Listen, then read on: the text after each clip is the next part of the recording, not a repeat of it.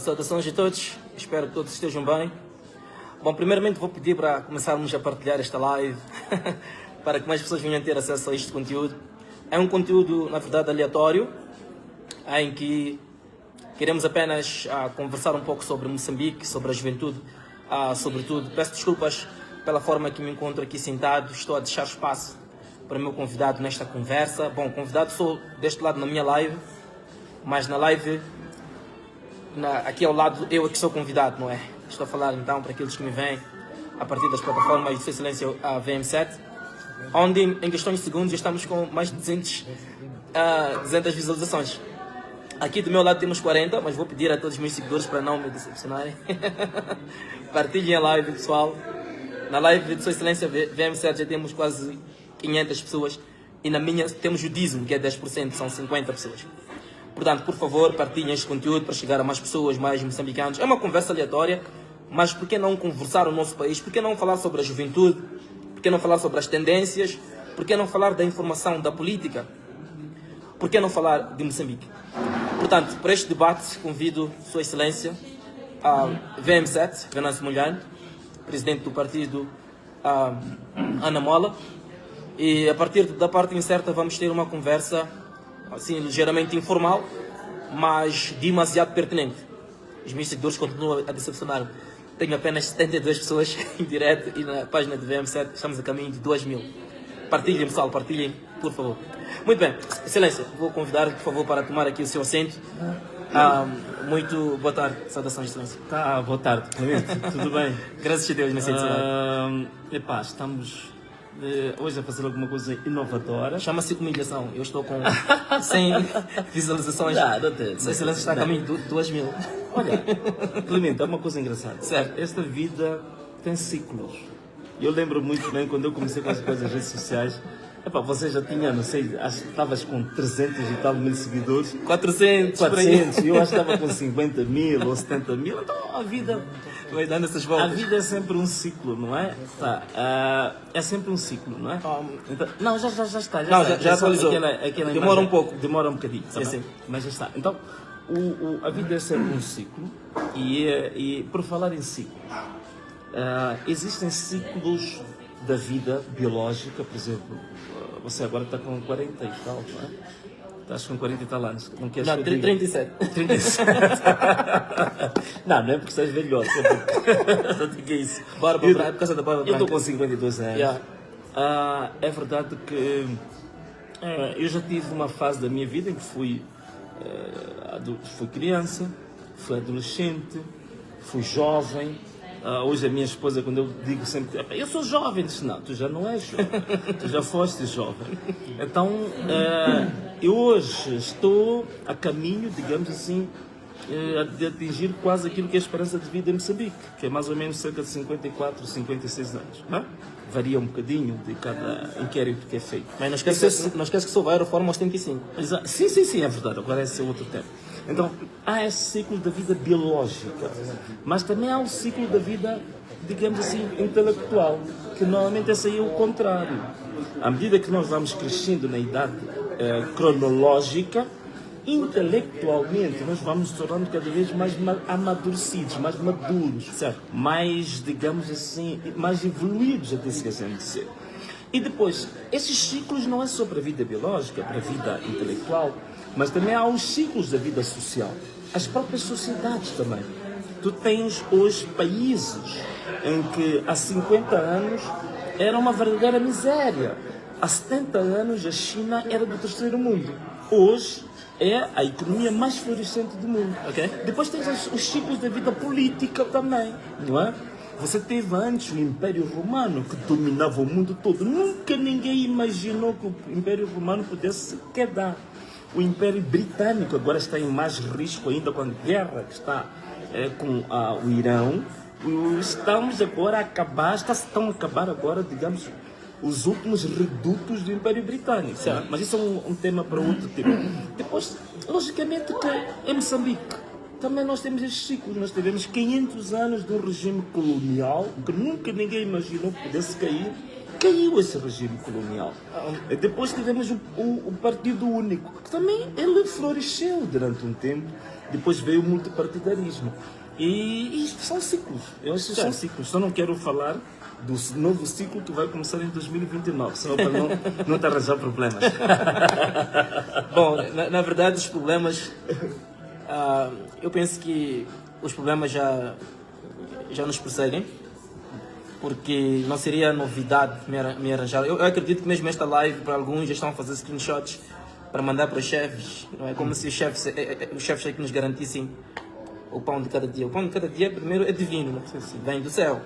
Depois vem do nosso esforço. Mas portanto, podes tirar uma foto de trás assim? não há nenhum medo. Uma foto bonita aqui de trás assim, vamos precisar dessa foto. Yeah. Não há aqui nenhum Ou medo, podes nenhum pedir ao receio. senhor lá. Senão depois começam-te a perseguir. Yeah. Para não aparecer na foto. Podes pedir ao senhor para tirar uma foto de trás e apanhar esse cenário, porque depois acho que vamos poder partilhar. Esta é uma nova forma de fazer live. Certo.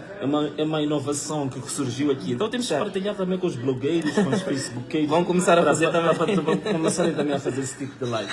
E atenção, Presidente Sim, Venâncio, desculpa. aqui nestas lives em cima, Behind, please. eu não tenho aqui nenhuma desvantagem pelo facto de estarmos na minha live com 350 pessoas. Sim. E do outro lado temos, portanto, uma valorização a 100%, 10 vezes mais.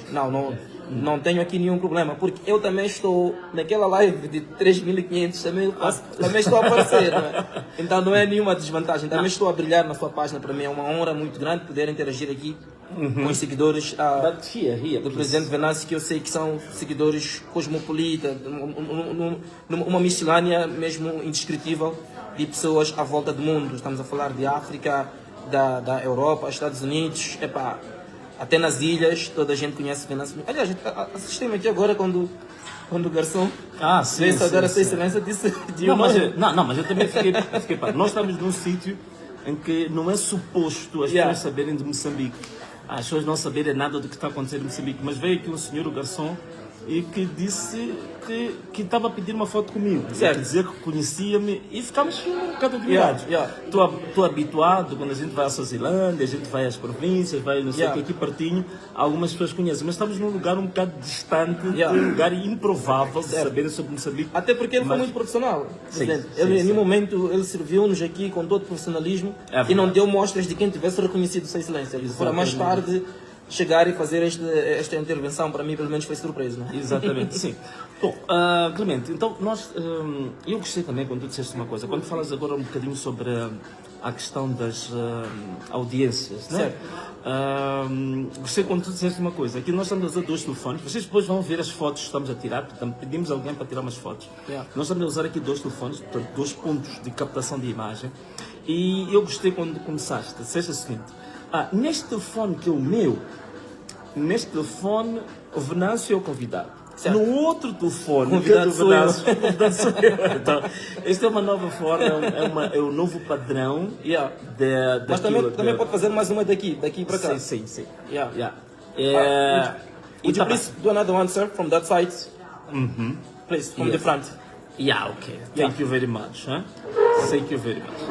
Então, é isso. Depois o Clemente também, muita gente vai falar da minha entrevista que eu dei em inglês para o KD RTV, ou KD RTV, não é? RTV. Yes, KD RTV. Então, o Clemente também tem sido... É meu professor de inglês, não é? Também tem que dizer isso. Expliquem off. Então as pessoas estavam a perguntar, mas olha, quando é que o presidente evoluiu no inglês e tal, não sei o que está, Não, mas eu não vou aqui levar o mérito todo para mim. Na verdade, o presidente Venâncio fala e muito bem inglês. Apenas estamos a fazer um trabalho de aperfeiçoamento, é assim que se diz em português. Sim. Aperfeiçoamento, que é enhancing, né? Que é melhorar. Mas ele já é melhorar, fluente. tem que ter um pouco mais seguro na gramática, né? Tem que ser seguro na gramática, tem que ser um bocadinho mais seguro também na pronunciation. Se me permitir? Por favor. Tem que ser um bocadinho seguro também no speaking, não é? Às vezes tem algumas hesitações, né? E também é preciso fazer uma outra luta no inglês, que é a nível, digamos, do mindset. Quer dizer, é preciso começar a pensar diretamente em inglês. Não fazer um pensamento em português e depois tentar falar em inglês. Então, este gap, Yeah. não? Este interface, às vezes pode não fluir muito a linguagem. Não? Onde é que está a grande dica? A grande dica nisto é muita leitura. Yeah. Investimos muito em livros, mesmo em inglês. A acompanhar canais anglófonos. Bom, por este lado temos essa vantagem de estar a ver televisão sempre em inglês. E também sempre que puder conversar em inglês, conversar. Então, acabamos de deixar esta dica para quem está nos a acompanhar agora. É verdade. Tu tens um sonho de aprender inglês ou melhorar, compre livros em inglês, acompanha TV em inglês, rádio e tudo que é podcast em inglês. E conversar, porque muitos também só absorvem e nunca tiram. Está errado. Sim, É preciso sim, começar sim. a tirar. Em outras palavras, não há como chegar à perfeição de fluência sem canhar. A pessoa tem que canhar. Tem que canhar. E esse canhar vem de falar. E depois de umas semanas, meses exaustivos de canhados, é quando vem a perfeição. Mas olha, agora eu fui sempre um amante de literatura, Certo. fui um amante de filosofia, fui um amante eu gosto muito de humanidades. Portanto, há dois tipos, as tais chamadas ciências sociais Yeah. e estas chamadas humanidades, onde tem literatura, linguística, por aí fora. Eu sempre fui um amante também das humanidades. E então tu disseste uma coisa muito É de interessante. lá onde eu venho, journalism. Yeah. Né? Vem das faculdades de humanities. Exatamente. Então, tu falaste aqui uma coisa interessante, é canhar, está a ver? Canhar. Pode estar alguém a dizer, mas que é isto? Mas olha, pode parecer que é uma fragilidade linguística dizer canhar, mas canhar é uma das coisas que posso dizer que é da nossa riqueza linguística, sabe? Uma das questões que o Brasil, por exemplo, fez, os escritores brasileiros, hoje a gente fala de Brasil e quase dizemos que fala-se brasileiro. É verdade que é português. Eles abrasileiraram a língua portuguesa. a língua portuguesa. Por quê? Porque os escritores brasileiros, o que eles fizeram? Eles foram buscar as expressões populares, aquelas expressões que eram mais usadas pelas pessoas mais simples, e depois trabalharam nelas e traduziram elas para a literatura. Então, isso é que enriquece uma língua. Por exemplo, em Moçambique também é quem faz isso muito bem, o Minhacuto também o faz muito bem. Quem que faz também isso, por exemplo, em Angola, o Pepetela fazia isso como uma forma, digamos, magistral. Um Ngulano Bakacossa também não faz muito. Bakacossa também, Moçambique faz isso também. A brinquilhação das palavras. Já que Isso entrou é na muito literatura, bonito. Sim. desculpa interrompê-lo, já que entrou na literatura, vou aproveitar aqui e convidá-lo para o lançamento da minha próxima obra literária. Uau! Que é uau, um romance, uau. onde eu também faço essas provocações linguísticas, também moçambicanizo a língua portuguesa, a esta maneira mesmo. Expressões como Dumbanenga aparecem mesmo como Dumbanenga no meu Isso livro. é incrível. Incrível. Por acaso, para falar em Dumbanenga, em Dumbanenga há um livro, não sei se já leste, mas eu vou ver na minha biblioteca se eu consigo encontrar, que o título era mesmo Dumbanenga. Foi escrita pela falecida Lina Magaia. Okay. Se calhar alguns jovens vocês devem não saber quem é Lina Magaia. Lina Magaia foi uma antiga combatente da Frelimo, curiosamente era minha tia da Manhissa, e ela era uma senhora, olha, não sei se vai haver, este país ainda vai ter duas senhoras como aquela. Aquela senhora tinha uma especialidade, ela gostava de disparar bazucas. Era militar, era. É verdade, aquela senhora usava todo tipo de armas. Eram AK-47, bazucas, portanto, revólveres, punhais. Era uma senhora espetacular. Para mim, foi uma das pessoas que me influenciou muito no gosto pela literatura. Ela, Lina Magaia, o irmão dela também já faleceu, que chama-se Albino Magaia, que já chegou a ser um dos dirigentes da revista Tempo. Portanto, literatura é uma coisa boa. Eu recomendo, ainda bem. Um dia temos que fazer um programa sobre isso, certo? Um programa só sobre literatura. Mas já Porque aceitou às o vezes- convite no lançamento, não? Claro, está aceito. Não, mas temos que fazer isso, porque muitas vezes as pessoas estão ali nos assistir, estão habituadas a ver-nos a falar de política, Exato. questões da atualidade, não sei o quê, mas um dia também temos que falar um pouco sobre literatura, porque a leitura e a escrita, interpretação de textos, é fundamental para o amadurecimento. É difícil entrevistar Sua Excelência. Hã? É um manancial de conhecimento. Então, eu estou a ficar confuso. Vou pegar aqui gatilho aqui para dar continuidade. Não, mas vamos. É que tu tinhas um tema hoje, não é? Não, Tinhas na verdade, proposto um tema é que eu que achei muito os temas, interessante. alguns temas estão a tornar-se ínfimos. Yeah, ok. Mediante a esta provocação intelectual que me conduz através dessas expressões e subtemas que acabou de forma, vamos dizer, até subconsciente, trazendo para esta conversa. Nós tínhamos um tema ali agendado. Entretanto, o que acabou trazendo aqui é igualmente importante.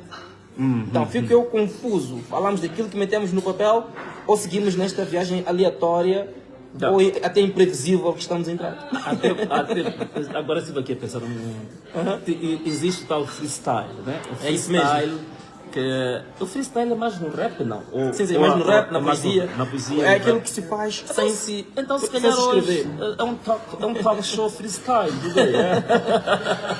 Pois. Quer dizer, não temos um tema muito em concreto para falar convosco, mas também o prazer de estar aqui e saber que podemos estar a conviver, de interagir. Uma das coisas que o ser humano mais anseia, a natureza humana tem tanta falta, é de sentir que ele não está sozinho, que ele interage, que ele pode ter carinho, que ele pode abraçar, que ele pode ter uma amizade, que ele pode ouvir alguém, que pode ter alguém que seja um ombro, que seja um companheiro. Essa é uma das maiores carências, maiores necessidades que a alma humana tem. Então, Já que estar falou aqui de hoje, freestyle, no freestyle talk show, Já que falou de freestyle, eu sei que é sonho de muitos estarem com conta Venâncio, mas tens que ler muito para chegar a este espaço. Não se admirem no meu rap, porque quase tudo eu faço. Uau! Não fumo cigarro, não preciso de maço. Uau. Mas estamos em parte certa a falar de coisas boas. Estamos preocupados com a juventude à toa. Não, vocês não são à toa. Vocês são jovens num caminho da mudança. Caminho este que o Cota veio para trazer a esperança.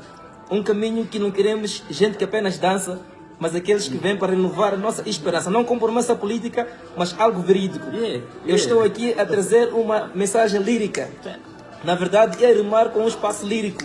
Mas o que eu faço e o que eu escrevo nem sempre é político. Falei de política, não foi minha intenção.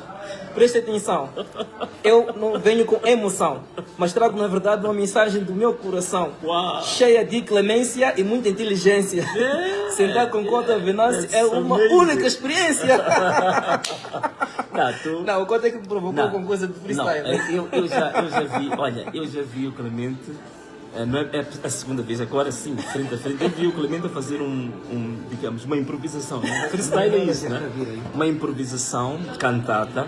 É realmente um talento incrível. Eu realmente tenho que aproveitar aqui também as nossas telas para dizer que tu és uma bênção de Deus. Amém, amém. Tu és um ativo.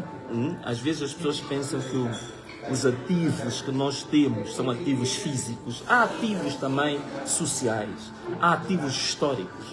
E eu digo uma coisa, Clemente, não te preocupes muito com a tua situação económica hoje, com a tua situação profissional hoje, com a tua situação, vamos lá dizer, de inserção social, status social. Sei que estás a passar alguns momentos típicos de quem realmente é escravo da sua própria consciência.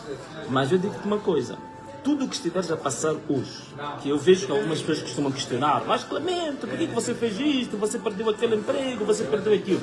Há uma coisa que as pessoas não percebem. As pessoas não percebem que, se o ponto de vista momentâneo, imediatista, até podem ter razão. Mas, do ponto de vista histórico, do ponto de vista geracional, do ponto de vista do legacy, do legado, você é um ativo histórico, você é um ativo social.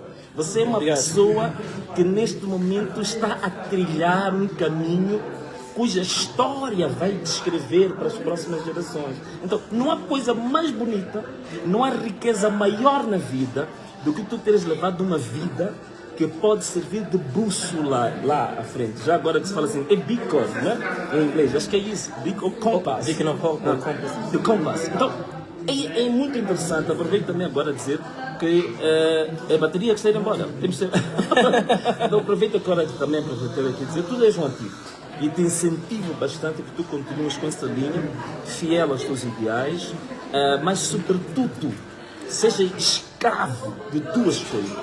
Seja escravo da justiça e seja escravo da verdade. Muito obrigado. Olha, a Bíblia tem uma coisa. Se tu fores a ver os livros do apóstolo Paulo, todas as cartas que ele escreve, ele primeiro se apresenta. Diz, eu, apóstolo Paulo, servo de Jesus. Há quem diz que a palavra servo foi mal traduzida.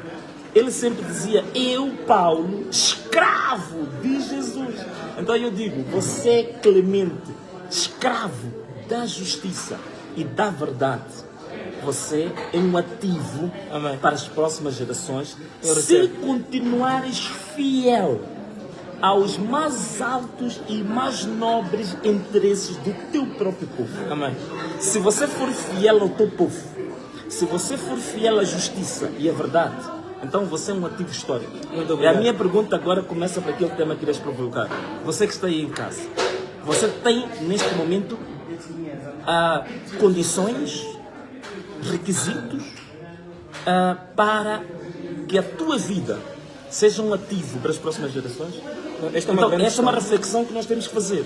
A tua própria vida é uma vida que pode servir de bússola, de luz, que pode iluminar caminhos para quem vem daqui a 20 anos, 30 Amém. anos, 40 Amém. anos, 50 anos, ou Excelência. a tua vida pode ser, digamos assim, um fio condutor para as trevas. Excelência, primeiro quero agradecer estas palavras que direcionou a mim. É mesmo algo que muito profundo e muita gente gostava de estar a seu lado e poder ouvir palavras mesmo de bênção, palavras proféticas, de algo divino que se venha a materializar em nós, saindo de uma figura com sua dimensão. Portanto, primeiro desculpa pelo atrevimento, repara em frente de Sua Excelência. Não, E depois, obrigado não, por tu isto. não tens problemas, ó Clemente, de teres repado aqui à frente de mim. Eu não sou um bom freestyler, mas a verdade é uma. Quando você repava, meu coração também estava sintonizado com a profundidade das tuas palavras. Porque as tuas palavras não eram palavras ocasionais, eram palavras que iluminavam o futuro, os caminhos, para que quem está lá em casa a assistir esta live também pudesse ter os seus corações, todos eles a brilharem e as suas mentes cada vez mais enriquecidas e alimentadas com as tuas palavras. Epá, acabei levando chai. Que isso, nem tão pouco. Você está sendo muito generoso, você é muito melhor É nisso. só ver as reações. Não, você é muito bom nisso, você é muito talentoso nisso. Eu sei que você canta, você escreve, você declama, você é um bom jornalista, você é MC. Muito obrigado, coração. Você tem muitos talentos. Você Muito tem muitos obrigado, talentos. coração. Obrigado, coração, Sua Excelência. Então, eu estava a dizer o seguinte, nesta reflexão que fez há pouco tempo, eu penso que daqui a pouco a minha carga acaba, vamos continuar aqui na live de Sua Excelência, não tem nenhum problema. Mas eu estava a dizer o seguinte, quando falou aqui da questão das coisas que nós abdicamos em prol de uma causa, eu ontem recebi um screenshot de um jovem que dizia, foi no YouTube, fui lá ver a entrevista, uma entrevista polêmica que tive com a Iris Costa, que alguns dizem que teria também contribuído para o seu... Eu não quero dizer que seja isso, eu digo, alguns dizem que poderia ser uma das coisas que contribuiu, não é, com o seu novo rumo profissional, não sei, não quero aqui confirmar isso. Entretanto, a entrevista foi polêmica porque o Iris Costa perguntou-me se eu ainda sofria perseguição política e eu disse naquela entrevista que se eu não sofresse perseguição ainda estaria na sucesso. Agora, é uma coisa que eu gostava de esclarecer. Isso até parece um rap. As pessoas se eu não pensam- soubesse perseguição ainda estaria no sucesso. Estaria no sucesso. As pessoas pensam que eu, quando falo das minhas lutas, eu estou a choramingar porque eu quero voltar a algum dos meus antigos empregos. Eu tenho que deixar isso aqui bem claro. Eu não tenho nenhum interesse em voltar para nenhuma empresa das quais eu passei em Moçambique. Atenção, eu não disse que não voltaria, eu disse não tenho interesse. Se as empresas, porventura, por onde eu passei, tiverem capacidade de pagar aquilo que eu acho que eu mereço, obviamente que poderia fazer uma negociação. Mas nos moldes onde trabalhei em Moçambique, seja lá todas as empresas por onde eu passei naquele país, não tenho nenhum interesse em voltar. A não ser que eles, em algum momento, façam os ajustes que eu acho que seriam justos, pelo menos para aquilo que eu acho que é, portanto, a minha dimensão. Aquilo que eu acho pode não ser, mas eu estou livre de pensar que eu seja alguma coisa que se calhar não seja. Isso é muito controverso. Agora, em nenhum momento eu estou aqui a choramingar, ou a lamentar, ou a pretender voltar para nenhum desses sítios. Eu apenas estou a fazer ativismo. Na vida de um ativista, mesmo quando apenas alguém, por exemplo, me vem à rua e me dá uma simples chapada. Quando eu falo desta chapada, é diferente de uma chapada que é dada, por exemplo, vamos por alguém que foi à discoteca para ir beber e mexeu com a mulher do outro, levou porrada. É diferente. A minha chapada no âmbito político, vamos logo interpretar como uma espécie de uma perseguição por causa do ativismo e jornalismo. Então, todos os eventos pelos quais eu atravesso, eu registro como eventos que estão relacionados com aquela que é a minha dedicação no ativismo, uma dedicação, vou dizer, de luta ideológica. Qual é a minha ideologia? A minha ideologia é lutar por um Moçambique melhor. Então, todas as coisas que me acontecem, eu atribuo a esta luta que eu decidi assumir, assim como a Sua Excelência VM7. quando pela primeira vez foi a parte incerta, não ia para um supermercado, não ia para um passeio, mas foi uma viagem que foi, portanto, motivada por questões políticas. Então não tinha como ele apagar aquele evento da vida dele, é um marco histórico. É o mesmo que acontece comigo, então eu gostava de esclarecer isso de uma vez por todas. Cada vez que me ouvirem falar das lutas que eu passo, porque perdi emprego aqui, eu não estou a dizer que eu quero voltar a lado nenhum. Por favor, entendam-me. Eu apenas estou a registrar para os ativistas futuros, jornalistas futuros que decidam pautar pela verdade, que existem consequências. É só esta noção que eu gostava de deixar as pessoas atentas. Então, tu que sabes que de alguma forma tens interesses em servir num partido A, partido B, e o seu posicionamento poderá comprometer. Através da minha luta tu começas a ver quais são, portanto, os caminhos que poderás... Eu, por exemplo, tenho várias... Eu sou professor. Quando me fecham as portas nas televisões, eu tenho o meu refúgio, embora vão querer perseguir para me fechar isso também. Mas pronto, é uma forma de mostrar que eu tive aqui um problema por causa daquilo que eu acredito, os meus ideais. Entretanto, quando eu venho ao público e denuncio isso, não interpretem como quem está arrependido ou frustrado. Eu não estou frustrado. Excelência, tem como eu chegar aqui e estar consigo se estivesse frustrado? Não, pelo contrário. Não tem como. Não. Quer dizer, eu aqui não quero aqui divulgar o que é que eu vi encontrar. O Clemente, eu posso dizer que está em muito melhor condição financeira do que eu. Nem quero falar sobre isso. E vocês sabem muito bem, eu estou numa vida que nem sequer eu sei o que é salário. Eu já faço 3 anos que eu não sei o que é receber um salário. Eu vivo pela pura graça de Deus. Mas vou dizer uma coisa, também passei por situações, eu fui o membro sénior da maior instituição financeira do país. Eu só vou pedir um minuto, minha carga está para terminar, só para fechar esse pensamento, devolvo a palavra para si. Para fechar esse pensamento, eu recebi um screenshot ontem, na plataforma de Facebook, nesta conversa entre eu e Guto Aires, que alguém dizia, você perdeu o emprego por causa da pior venâncio, agora foi abandonado. Eu tenho que deixar uma coisa bem clara. Número 1, eu não sou parte do partido de Sua Excelência Venâncio Mondlane. Venâncio Mondlane sempre teve um carinho especial para comigo, tal como eu para com ele, antes mesmo de chegar à dimensão em que chegou. A luta que eu travo é por uma questão consciente de que o país precisa de pessoas corajosas para dizerem o que é certo, o que é errado. Portanto, nesta minha luta, tive aqui alguns desafios que atravessei. E eu não filo na expectativa de ganhar alguma coisa do ponto de vista político ou partidário, ou diretamente, se calhar, da mão de Sua Excelência Venâncio Mondlane. Eu gostava que isso ficasse bem claro. As lutas que nós travamos é por uma questão de consciência, é por uma questão de querer dar o nosso pouco contributo por um país melhor. Então, não me é muito cortês ou elegante ouvir pessoas dizer perdeste emprego por causa de Venâncio. Eu acho que esta não é uma verdade, isto não é uma verdade. Nós estamos a lutar por um país melhor. A própria ética e deontologia jornalística quer que as pessoas digam sempre a verdade, e no ativismo também é um sacrifício que nós fazemos, abdicamos do nosso pouco para poder lutar por uma causa. Então isto para mim era muito importante através desta live deixar claro. Entretanto, não quero monopolizar as nossas lives, vou permitir também a Sua Excelência para dar continuidade. Falava das suas perseguições. Eu tenho acompanhado a sua trajetória política e eu me lembro que mesmo antes de entrar para a política, não sei se posso dizer aqui onde é que trabalhava, esteve na banca e num cargo muito confortável. Há quem se calhar não saiba que Sua Excelência esteve na banca, num cargo muito confortável, uma posição mesmo da mais alta. Exatamente, a conduzir viaturas de grande gabarito. Entretanto, abriu mão deste conforto. E atenção, esta coisa de abrir mão. Uma coisa é, por exemplo, vamos supor que eu tenho uma proposta de trabalho para trabalhar numa empresa que eu aprecio. Abrir mão do meu emprego atual para uma empresa melhor não é muito sacrifício. Não é sacrifício. Não é sacrifício algum, é uma promoção. Mas no seu caso não foi promoção. Abriu mão de uma vida confortável, acreditou, portanto, no seu contributo político para mudar. Como é que um jovem abre mão? Não vamos aqui falar de números, mas se eu vos disser quantos zeros tinham no salário, para depois entrar numa política incerta que ainda não tinha o nome que tem, porque o nome Venâncio Mondlane é um nome que foi construído ao longo dos anos, mas vamos dizer, a maturidade, o reconhecimento deste nome é muito atual. E como é que teve esta coragem? Não, claro, olha, eu vou dizer uma coisa. Eu nunca fugi disso. Eu nasci numa família de classe média, digamos assim, né? Apesar do conceito de classe média ser um conceito discutível em Moçambique. Certo.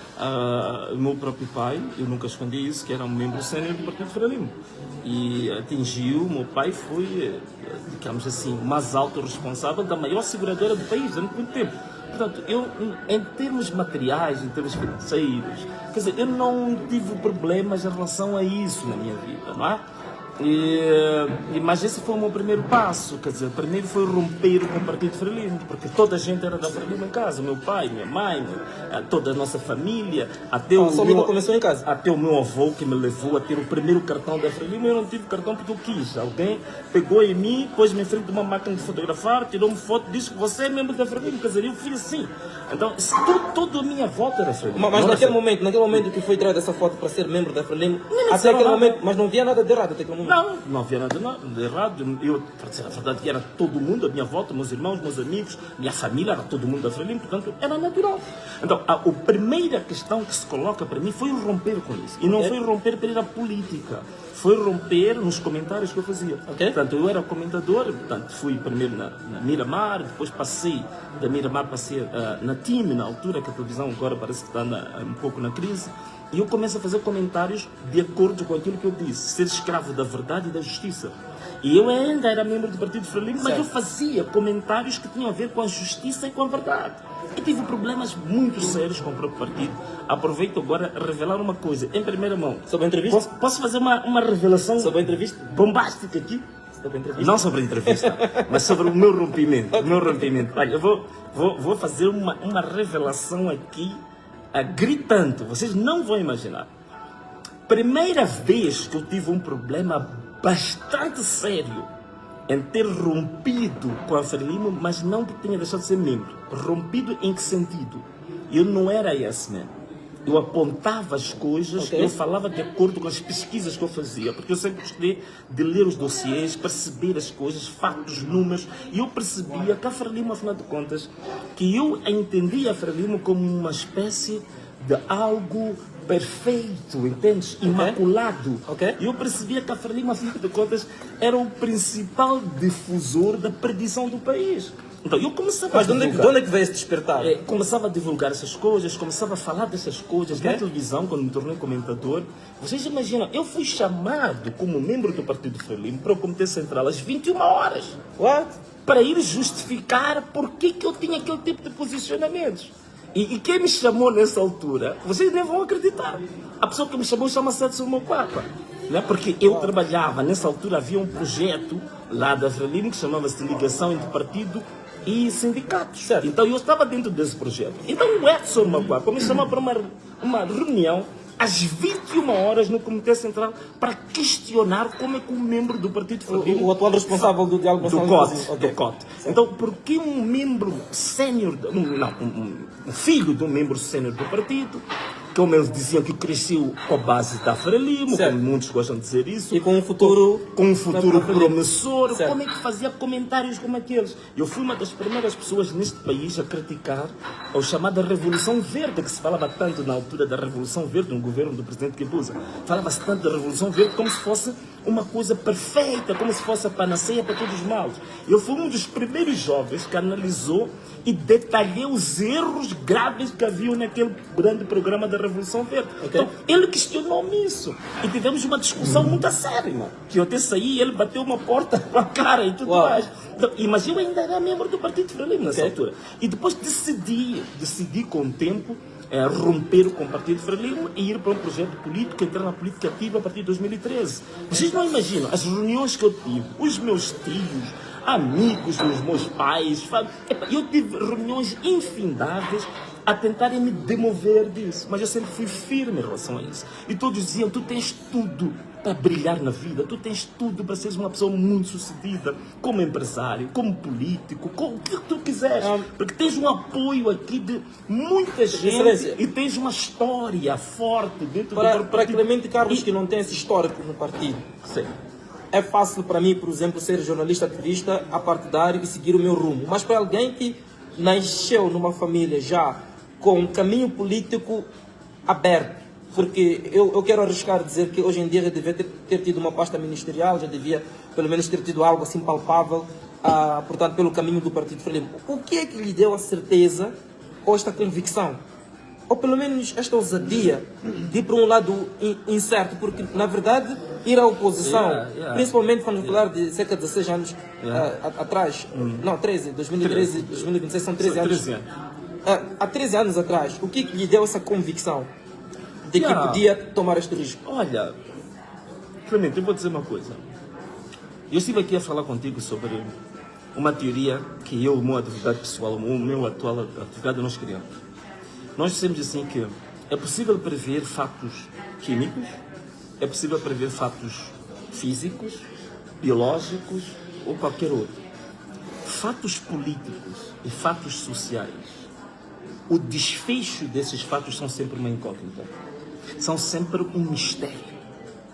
E eu digo-te uma coisa, a vida de um ser humano, ela pode ser dependente da comida que tens na mesa hoje, Ok. do dinheiro que tu tens no bolso, do emprego que tu tens.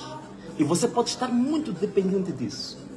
Mas o dia em que você descobrir o teu propósito de vida, porque o grande problema que existe aqui, muitos jovens que andam aí, estão com posição, não sei o que, chamam de bajuladores, não sei o que, muitos deles não têm culpa, é que muitos deles ainda não descobriram o propósito da vida. Portanto, eles nasceram num certo tempo, eles acreditam em certos valores, muitos deles ligados a valores materiais, que passa por ter uma casa, por ter um salário, por ter um carro, por ter uma esposa, por ter show-off, por comer bem, por não sei o quê. Todos eles estão a viver uma vida que eu chamo da vida do boísmo. O que é a vida de boísmo? A vida do boísmo é aquela vida do boi. O boi, quando ele nasce, ele já tem uma vida predeterminada na vida biológica, que é, ele nasceu, beber água, comer, ir ao estábulo, dormir, acordar, reproduzir. Mas nada. É a vida biológica, a vida do boísmo. Então nós temos muitos seres humanos que estão a levar também a vida como de um boi, que é a vida de comer, beber, divertir-se, dançar, passear, ir para casa. Essa é uma vida também biológica. Okay. Mas onde é que a tua vida começa a ganhar sentido? Quando você consegue descobrir o propósito da tua vida. Isto é, você veio ao mundo, cada pessoa que está neste mundo tem um propósito. É por isso que dois gêmeos, eles podem ser parecidíssimos em um aspecto exterior, eles podem comer a mesma coisa, eles podem beber a mesma coisa, podem ir às mesmas escolas, podem passear pelos mesmos lugares, mas eles têm personalidades diferentes, eles têm mentalidade diferente, eles têm missões diferentes, eles têm propósitos diferentes, eles têm histórias diferentes. Então, aí que começa o prazer da vida e o sentido da vida. Quando você sai da simples vida biológica, que tem a ver com dinheiro, com salário, com esposa, com casa, e você passa para a vida da missão social, da missão histórica, do propósito. Okay. Então, quando você descobre que você tem um certo propósito, e você tem clareza do seu propósito, não é nada difícil abdicar do emprego. Não é nada difícil abdicar de um partido. Não é nada difícil. Eu tive em 2 mandatos no Parlamento como relator. Veja só, eu era parte da direção da bancada no primeiro mandato, era parte da direção da bancada no segundo mandato. Eu renunciei, eu nunca cheguei ao fim de nenhum mandato no Parlamento, porque eu sentia que a minha vida estava sendo conduzida para um trajeto que era contrário ao propósito que eu tinha me digamos, sujeito, ou que eu tinha descoberto para mim e para a vida. Então, se alguma coisa estiver para matar o teu propósito de vida, então você tem que matar o que quer matar o teu propósito. Okay? É como já dizia Jesus. Jesus dizia assim, se o teu olho te faz pecar, então você arranca o olho. Se a tua mão te faz pecar, corta a tua mão. Então, se há coisas neste mundo que te vão fazer perder o propósito, então antes de matarem o teu propósito, você tem que matar aquilo. Se é um mandato no Parlamento que quer matar o meu propósito, então eu mato o mandato. Se é um emprego no banco que quer matar o meu propósito, eu mato o emprego. Se é, digamos assim, a boa vida, amigos, festas que querem matar o meu propósito, então eu mato as festas, eu separo-me dos amigos e eu persigo o meu propósito. Então, em resumo, para mim, vou dizer uma coisa, eu passei situações difíceis quando larguei o Parlamento. Eu não tinha salário, eu não tinha ninguém para me ajudar. Eu fui para uma vida que é uma incógnita, fui para uma vida que era uma interrogação. Mas uma coisa que eu estava cheio dentro de mim, eu estava cheio do meu propósito, que é uma energia indescritível, uma coisa invisível, mas que te dá uma força, dá-te uma coragem que é uma coisa que eu próprio até hoje quero compreender isso. Então, eu digo-te uma coisa, Clemente, se tu souberes que o teu propósito é ser ativista e o teu propósito é lutar pelo teu próprio povo, não existe emprego nenhum, Clemente, que te vai fazer sentir remorso, que te vai fazer sentir frustrado, porque você descobriu que, afinal de contas, por que razão é que Deus te colocou na barriga da tua mãe durante 9 meses? Deus permitiu que todas as tempestades que queriam acabar contigo lá naquela barriga fossem travadas e que depois de 6 meses viesse esse milagre que é o Clemente. Porque ele não veio ao acaso. Você não fica 6 meses numa barriga ocasionalmente. Você fica 9 meses. Fica 9 meses numa barriga porque há um propósito, há uma missão histórica, há uma missão social a cumprir. Então, se você não descobrir, você vai levar a vida tal e qual um boi. Vai levar a vida como se fosse um animal de estado. Este é o conceito de boísmo. Sim, o conceito de boísmo. Então, para mim, eu simplifico tudo. Nem vou muito falar sobre isso, as condições que eu passo. Eu não tenho salário há 3 anos, mas eu não estou preocupado com isso. Já nem falo sobre isso, porque não há nenhuma fome, não há nenhuma aflição, não há nenhuma falta de dinheiro, falta de material, não há nada neste momento que me toque, que possa me demover do meu propósito. Não existe. É por isso que eu já fiz uma live uma vez, dei uma entrevista, acho que há uns 3 anos atrás, que eu denunciei que eu não quero voltar a fazer isso, porque as pessoas depois sentiram-se ofendidas comigo. Eu falei de nomes, de pessoas que tentaram me corromper, que vieram com propostas de dinheiro para mim. Eu disse claramente, meu amigo, eu não acredito que existe uma determinada montante que me possa fazer vacilar. Porque ele disse, mas depende, se eu duplicar o dinheiro, se eu triplicar o dinheiro, será que você vai se manter firme? Olha, eu, neste momento, meu amigo, o amor, a convicção e o sequestro, se me permitires isto, a forma como o meu propósito me sequestrou, eu já não tenho hipótese nenhuma de ser resgatado. 10 bilhões de dólares, leva a sua família vai ficar nos Estados Unidos, que tal? Não, 10 bilhões de dólares talvez levaria para aplicar num projeto social grande para Moçambique. Qual seria?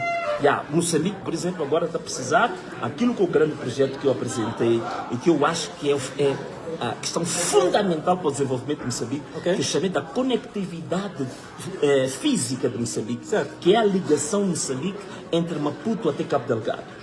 E essa ligação, não só com o comboio de alta velocidade, que toda a gente já copiou agora, a Matrombadas também já copiou, o governo atual também já copiou o meu projeto, mas não é só uma questão da ligação da linha férrea a partir de um comboio de alta velocidade, mas aquilo que eu chamei também da conectividade digital, que é a partir da fibra óptica ou banda larga, nós também podemos trazer também a conectividade a partir dos meios tecnológicos.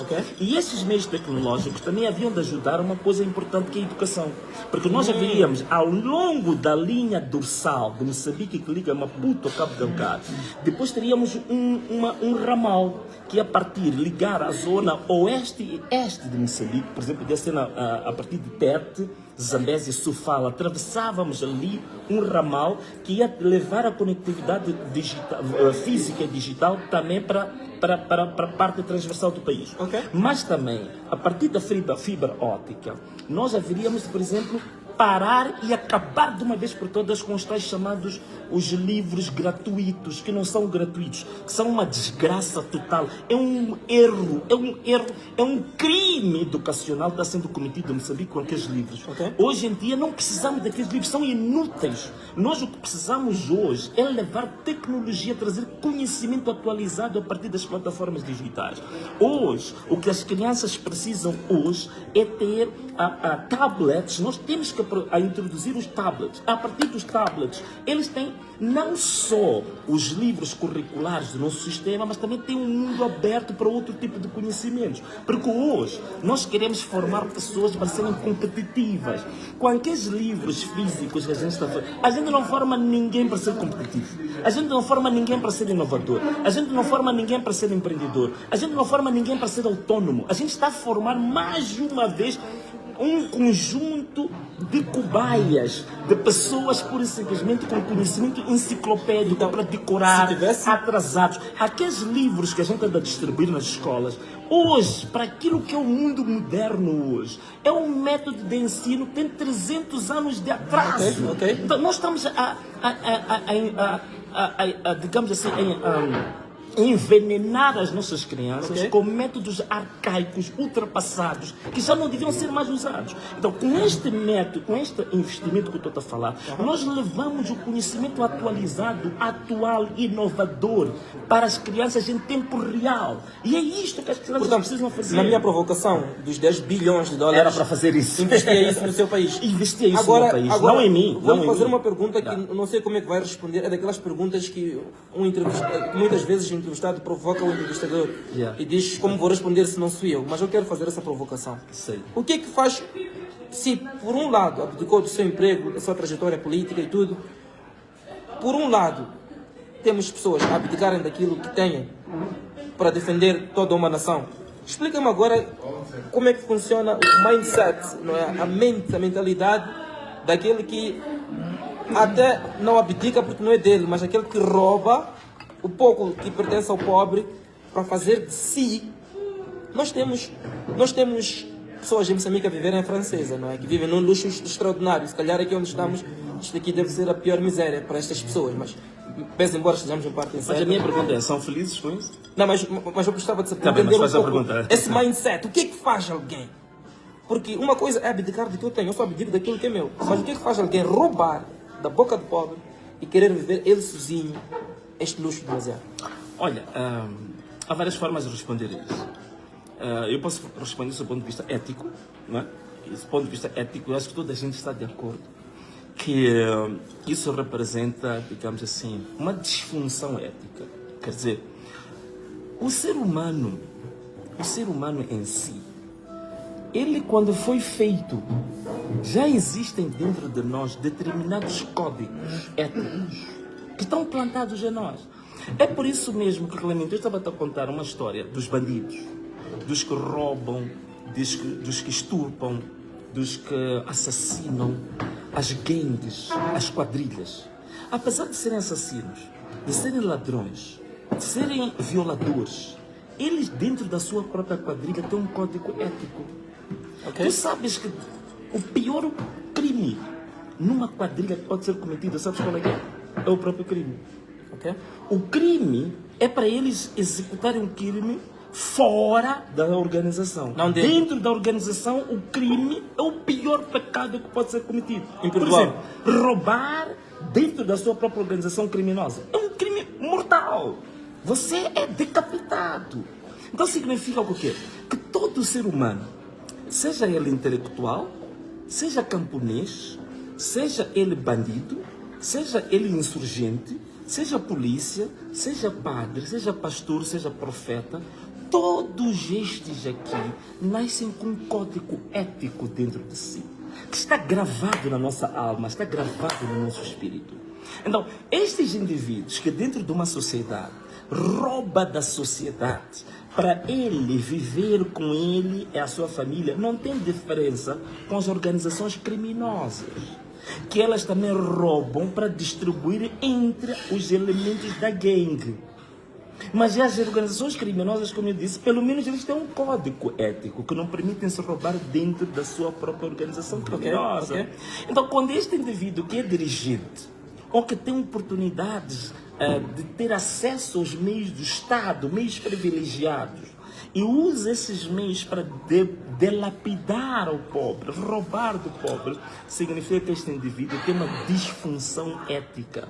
É uma área que não é muito trabalhada hoje. Nós, quando falamos hoje de doenças, a gente fala de doenças mentais para os psicólogos, levamos para os psiquiatras, por aí fora, mas nunca se fala das doenças éticas. Então temos que começar talvez a trabalhar um pouco agora nas patologias éticas. Há pessoas que eticamente estão doentes. O que é uma doença? Uma doença é o funcionamento anormal de um sistema ou de um organismo. Então significa que esses, como seres humanos, do ponto de vista ético, a noção do bem e do mal nele está desconstruído. Ok. Então são pessoas doentes que, na verdade, eles precisam de ajuda. Acha que não tem. Acha que Esse é o primeiro. não tem paz? Falou aqui de questão de Essa é a paz. primeira parte, a parte ética. Mas agora, se me permitir, eu sei que muita gente não gosta muito de falar sobre isto, mas também há outro problema espiritual. Né? Eu não vou me alongar muito aqui, porque as pessoas evitam falar sobre isso. Mas é um problema espiritual. Qual é o problema espiritual? O que quer dizer? Neste mundo, significa que há uma constante luta entre o bem e o mal, entre a luz e as trevas. Então significa que nós temos o livre-arbítrio, que nos permite o quê? É nas grandes forças entre a luz e as trevas que nós não temos uma força suficiente para lutar contra as trevas. Nem temos uma força suficiente para, digamos, nos posicionarmos perante a luz. Mas há uma coisa que nos é dado como livre-arbítrio, uma coisa que depende do ser humano. O ser humano tem dentro de si um poder de poder selecionar se ele quer ir para as trevas ou se ele quer ir para a luz. E aqueles que querem ir para as trevas vão à vontade e vão roubar, vão sequestrar, vão humilhar, vão perder votos, ainda matar aqueles que querem reivindicar sobre os próprios votos, porque esse caminho parece um caminho fácil, doce, um caminho agradável, mas é um caminho doente, é um caminho da doença, da disfunção ética. Mas há aqueles que podem preferir para o caminho da luz, que é o caminho em que você tem uma mala de $1 milhão à tua frente e você pega a mala e devolve porque diz que isso não vem do meu trabalho. Certo. E te chamam matreco, não tens os carros de alta gama, não tens grandes casas, mas aquilo que eu disse, nesse caminho você está fazendo um legado, você está se a tornar um ativo histórico, você está se a tornar um ativo social. Então, aqui há estas questões, há um problema ético com esses corruptos e é um problema espiritual muito grave que está com eles. Por isso que eu digo que não é possível ter paz. Porque quando é que tu tens paz e que depois te dá o sentimento de felicidade? A paz, ela só pode ser produto da tranquilidade que você tem no teu espírito, conjugada com a tranquilidade que você cria no teu meio. Ok. Então, quando se conjuga a tranquilidade do espírito do Clemente com a tranquilidade do meio que o rodeia, cria a paz e cria a felicidade, certo? Cria o sono bem dormido, cria bons sonhos, cria revelações, cria ideias criativas. É isto. Então, se você tem aparentemente paz, porque você roubou, tem as contas cheias, mas no teu meio o meio que te rodeia está aflito, está em dor, significa que é impossível haver um alinhamento dos dois meios. O meio externo e o meio interno não estão conjugados. E se eles não estão conjugados, não há paz, não há felicidade, não há de forma, eu garanto, eu isso digo de forma sincera, certa, sem nenhuma dúvida. Todo aquele que vive roubando o povo, todo aquele que vive roubando o seu país, não tem paz, não é possível ser feliz e ter uma vida totalmente desorientada e viva a vida do boísmo, que é a vida como um animal de um estábulo, porque não tem propósito, perde a sua missão, perde o sentido da vida pelo qual ele foi trazido para o mundo. Há muitos corruptos hoje que ele foi trazido ao mundo com a missão de vir ser um pastor, com a missão de vir ser um professor, com a missão de vir ser um contabilista, com a missão de vir a ser, por exemplo, um ativista. Desviou do seu caminho. Ele perde-se nisto porque pura e simplesmente arranjou uma nhonga, arranjou uma bolada. E digo-te uma coisa, todo aquele que ainda não encontrou o seu propósito de vida, que ainda não descobriu a sua missão e que está desalinhado com aquilo que Deus preparou e lhe programou para vir fazer, esse indivíduo não é feliz, esse indivíduo não está em paz, esse indivíduo vive um tormento e esse indivíduo vive no piloto automático. Okay. O que é viver no piloto automático? É uma vida que você leva como se você fosse um robô. Deixa a vida você me levar. Você não tem consciência da própria vida. É aquilo que chamamos dos mortos-vivos. né? Os mortos-vivos, o que é isto de morto-vivo? É que você não tem consciência do seu dia a dia. Você não tem consciência dos passos que você está a dar dentro da história que você tem que cumprir. Então, muitos mortos-vivos andam aí em grandes máquinas. Muitos mortos-vivos andam em grandes mansões. Muitos mortos-vivos andam em grandes empregos. Então, a grande questão que se coloca é a seguinte: quantas pessoas estão a viver uma vida plena em Moçambique? E esta pergunta que eu também aproveito de fazer para você que está aí em casa. Analise a sua vida, faça uma introspeção da sua vida, vai para o espelho, analise a sua própria vida, entra no fundo da sua própria alma e pergunta a si próprio se você está a viver uma vida de propósito, se você está, de fato, a cumprir uma missão pela qual você foi criado, se você está a viver uma vida que traz tranquilidade a ti, a tua família e ao teu meio, se você está alinhado dentro de si e fora de si, há um alinhamento entre a tranquilidade interna e externa. Se há esse alinhamento, se não há esse alinhamento, reveja a tua vida. Reveja, não há problema nenhum. Não há problema nenhum. Você roubou, você foi corrupto, você foi assassino. A tua vida não está perdida por causa disso. Você pode, Ainda tem uma solução. Você tem uma solução, você pode refazer tudo isso. Você pode reverter tudo isso. E vir a viver os seus últimos anos de vida, ser os mais produtivos que você já teve.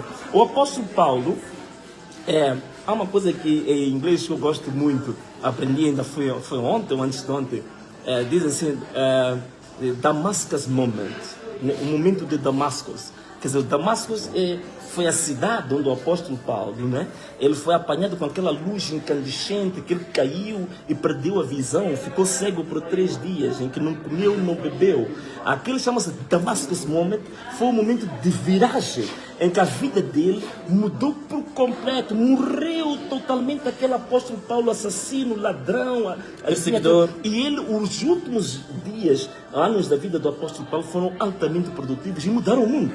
Então, um assassino, um ladrão, um corrupto, se passar por Damascus Moment, ele pode vir a ser uma grande, digamos, um grande incentivo, um grande ativador da próxima história do país. Ainda há aquilo, há esperança. Mas é preciso que eles se transformem, que se arrependam.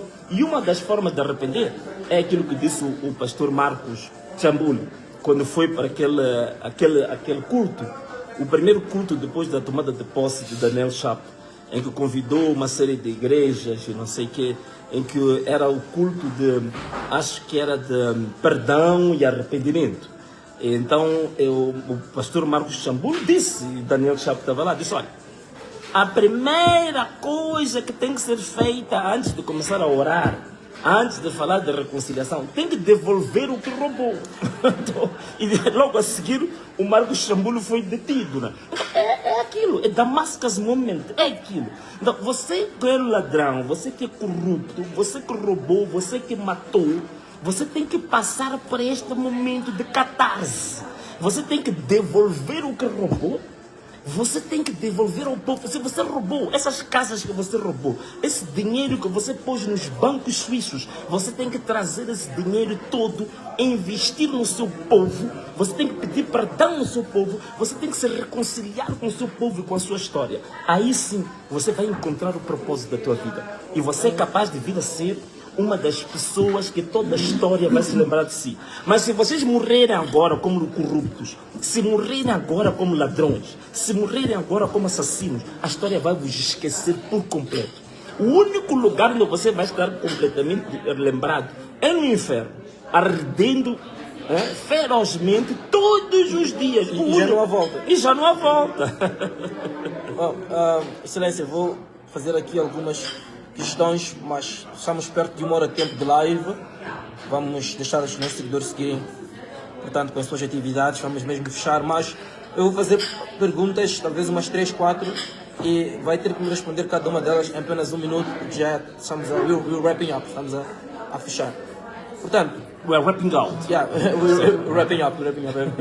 Então, primeiro, em 1 minuto, para aquele jovem que acha que está a ser esperto ao receber 5 mil para ser corrupto. Por exemplo, nós sabemos temos eleições, sou um pouco suspeito para falar disto neste momento, mas pronto, temos eleições que até quem está fora, a própria União Europeia, fez um relatório, os observadores que estiveram em Moçambique, e falaram de que não foi justo. Portanto, o que tem a dizer este jovem que por 5, por 3 ou por 5 mil meticais prefere corromper? Qual é a sua mensagem em 1 minuto? Só 10 em 5 minutos. Ok, está bem. Para esses jovens, né, que se pode...